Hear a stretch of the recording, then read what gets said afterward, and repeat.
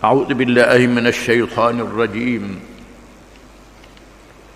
تبت يدا أبي لهب وتب ما أغنى عنه ماله وما كسب سيصلى نارا ذات لهب وامرأته حمالة الحطب في جيدها حبل من مسد.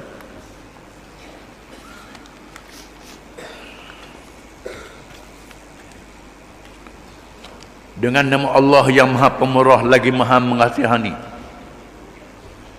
binasalah kedua-dua tangan Abu Lahab dan binasalah ia bersama-sama. Hartanya dan segala yang diusahakannya tidak dapat menolongnya. Ia akan menderita bakaran api neraka yang marak menjulang. Dan juga isterinya, seorang perempuan pemunggah kayu api.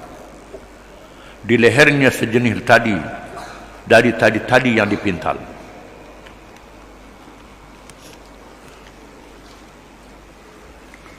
Surah ini termasuk dalam surah Makkiyah, dikenal dengan suratul Masad ataupun surah Al-Lahab ataupun surah Tabbat. Ini nama pada surah ini. Surah yang mengisahkan cabaran yang dihadapi oleh Nabi SAW ketika di Makkah, termasuk surah Makkiyah. Mengisahkan penentangan daripada keluarga yang terdekat, iaitu Abu Lahab. Nama dia Abdul Uzza bin Abdul Muttalib. Nama Abu Lahab ni. Abu Lahab ni gelaran dia Abu Lahab. Bukan nama dia Abu Lahab, gelaran Abu Lahab. Abu Lahab ni ialah maknanya bapa api neraka. Itu makna Lahab, gelaran yang diberi. Nama dia Abdul Uzza, seorang bangsawan, hartawan keluarga Nabi SAW. Menunjukkan bahawa hubungan keluarga tidak boleh menolong seseorang kalau tak beriman. Walaupun dia keluarga Nabi, rapat dengan Nabi, tak dapat hidayah.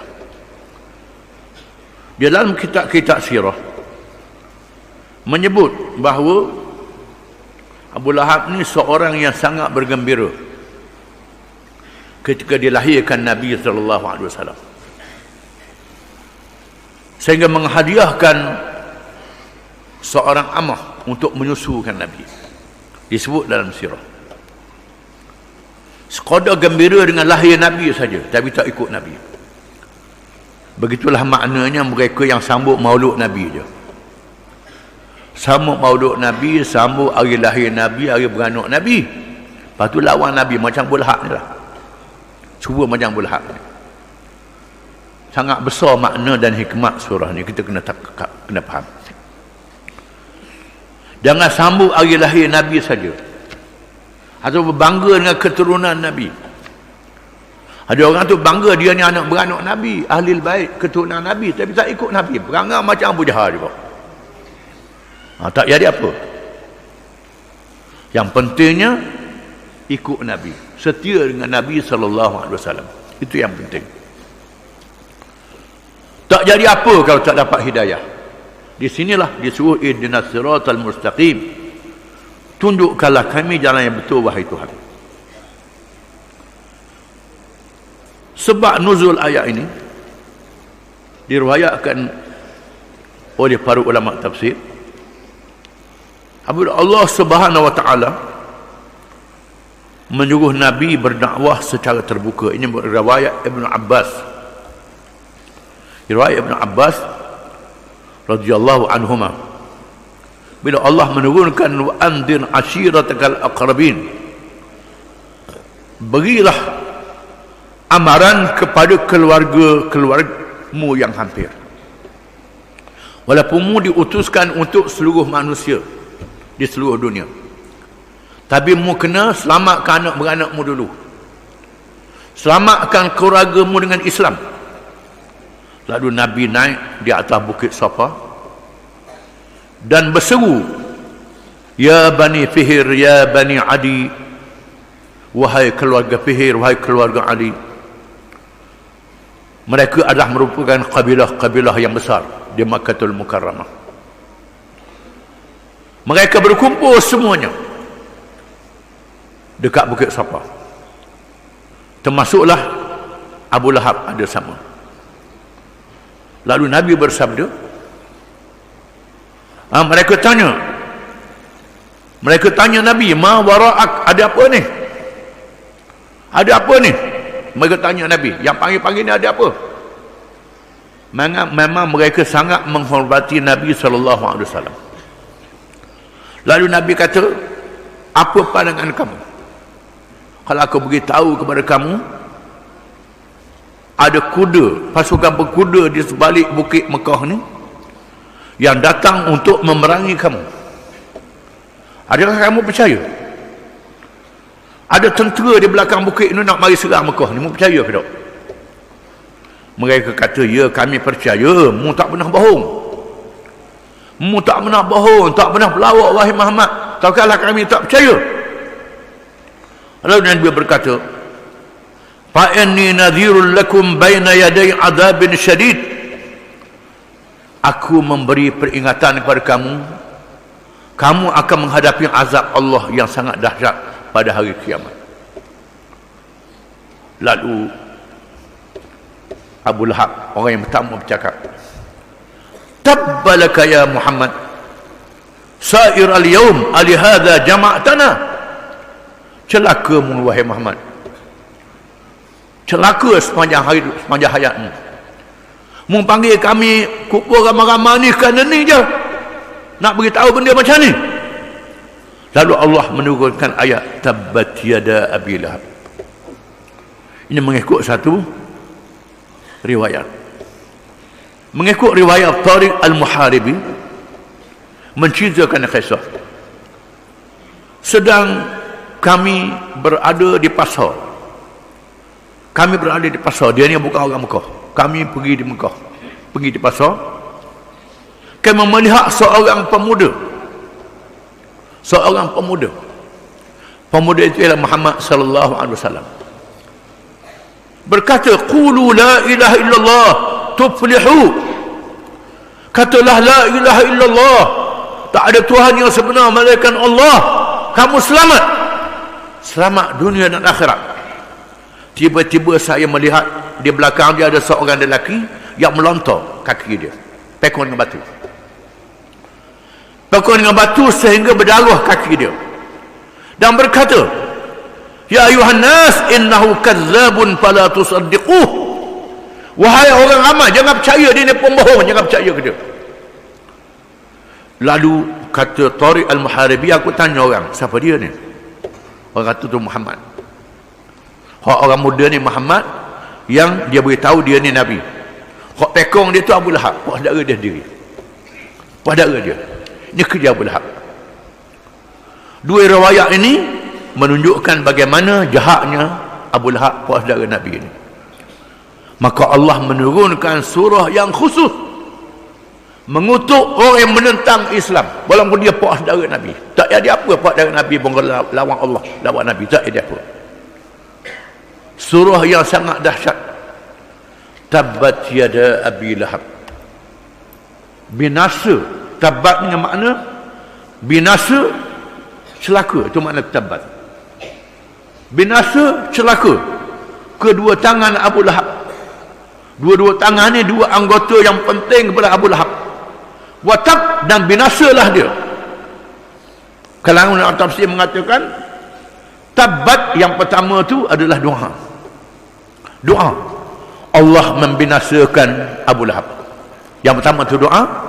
Watab, yang kedua tu memberitahu memang Allah memakbulkan doa itu, membinasakan Abu Lahab. Yang pertama tu doa, yang kedua khabar bahawa Abu Lahab dibinasakan oleh Allah Subhanahu wa ta'ala.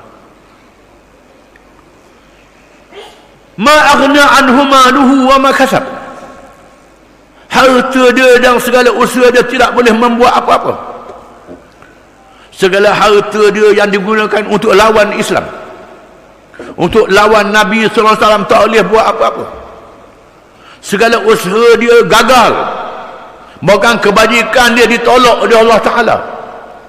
Segala amal kebajikan dia, walaupun amal kebajikan yang dibuat tu di Mekah, dia Mekah buat amal kebajikan, tapi kerana lawan Nabi, amal kebajikan ditolak oleh Allah Ta'ala. Allah Ta'ala tak terima. Walaupun amal tu di Mekah disebut, kalau sembahyang jemaah di Mekah ni 100,000 sembahyang di masjid lain, itu sembahyang. Kalau lawan Islam dia Mekah juga, maka kali ganda juga. Saya selanaran zatal lahab, akan menyalalah api yang mempunyai nyalaan yang kuat, nyalaan yang dahsyat, yang membinasakan, yang membakarnya, dan dia tak boleh nak buat apa-apa. Allah Ta'ala nyalakan. Wa maratuhu hammalatul hatab, dan isterinya membawa kayu api. Ulama mengatakan isteri dia tukang bawa kayu, bukan kayu api, kayu yang ada duri. Kerja dia tahu jalan mana Nabi lalu. Dia letak kayu duri ni tempat Nabi lalu untuk mengganggu perjalanan Nabi sallallahu alaihi wasallam. Wa fi jidiha hablun min masad, dan dia bawa kayu api ni dengan tali. Dengan tali yang ikat kayu yang berduri ni untuk memikul kayu sebanyak-banyaknya yang boleh dia bawa untuk mengganggu perjalanan Nabi sallallahu alaihi wasallam. Maka Abu Lahab dan isteri kedua-duanya dibinasakan oleh Allah Ta'ala. Dibinasakan di dunia, dibinasakan di akhirat. Kebetulan para ulama meriwayatkan bahawa Abu Lahab mempunyai 3 orang anak, Utbah, Mu'attab dan Utaibah. Utbah dengan Mu'attab masuk Islam pada hari pembukaan Mekah, menyaksikan perang Hunain dan perang Taif bersama dengan Nabi sallallahu alaihi wasallam. Utaibah tidak masuk Islam, di mana putri Nabi Ummu Kulsum binti Rasulullah jadi isteri pada Utaibah, dan Ruqayyah jadi isteri pada Utbah. Jadi dapat 2 orang anak Nabi kahwin dengan dia, besar dengan Nabi pula. Sebab begitu Abu Lahab ni sayang ke Nabi, tiba-tiba lawan Nabi. Bila Allah menurunkan surah ni, surah yang mengutuk dia, maka Abu Lahab suruh anak-anak dia ni cerah anak-anak Nabi ni. Suruh anak-anak dia cerah anak-anak Nabi, maka kedua-duanya menceraikan anak Nabi, anak Nabi sallallahu alaihi wasallam. Hak yang tak masuk Islam ni nama Utaibah. Utaibah ni sentiasa mengiringi ayah dia, ikut ayah dia, dan pernah dia mengatakan dia nak pergi ke Syam, dia nyanyi ke Nabi, dia tak percaya kerana Nabi tak apa-apa, selamat dia tak percaya ke Nabi ni. Dia buat hina Nabi. Sudahlah, dua-dua anak tu cerah anak Nabi pula, dan Nabi berdoa, Allahumma sallit alaihi kalban min kilabi, ya Allah, ya Tuhanku, binasakanlah Utaibah ni dengan anjing daripada anjing-anjingmu. Dia pergi berniaga di Syam, tidur tengah dah, saya dia tidur lik kanan lik kiri dia, anjing mai kekah dia. Satu riwayat dia singa mai tangkap dia, dibinasakan oleh Allah. Abu Lahab pula pada masa perang Badar, dia dihinggapi penyakit yang luar biasa mengenai diri dia. Seorang tak nak dekat, bau busuk penyakit ni.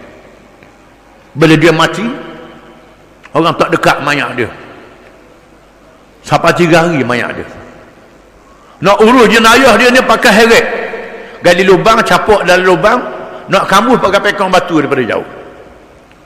Allah Ta'ala laknat sebab begitu di dunia sampai ke akhirat. Isteri dia pula menunjukkan penentangan yang sangat keras terhadap Nabi SAW. Bila dengar Quran mengutuk dia, isteri kata aku nak pukul Muhammad, bawa batu nak hentam Nabi. Kalau Nabi duduk Sayyidina Abu Bakar ada sama dengan Nabi, mari dia Ummu Jamil nama isteri dia. Ummu Jamil adik-beradik Abu Sufyan. Dia tanya Abu Bakar, Muhammad ada tak? Pada Nabi ada cokoh dia. Muhammad ada tak? Ada. Aku nak tang dia. Bakar pun senyap. Lepas tu dia pun lagi. Abu Bakar kata, kalau dia Rasulullah ada, kata Nabi, Allah Ta'ala tutup mata, dia tak nampak aku. Dia tak nampak Nabi. Tuhan lindungkan mata dia daripada Nabi SAW. Tak nampak. Allah Ta'ala selamatkan dia supaya Nabi tidak dihina oleh seorang perempuan, di mana suami isteri ini dilaknat oleh Allah Ta'ala dan dibaca ayatnya sehingga hari kiamat. Sampai hari kiamat orang baca ayat ini. Selagi ada Quran orang baca. Di sinilah padahnya seseorang yang lawan Islam, yang menentang Islam ni dilaknat sehingga siapa mati pun dilaknat oleh orang. Wallahu a'lam.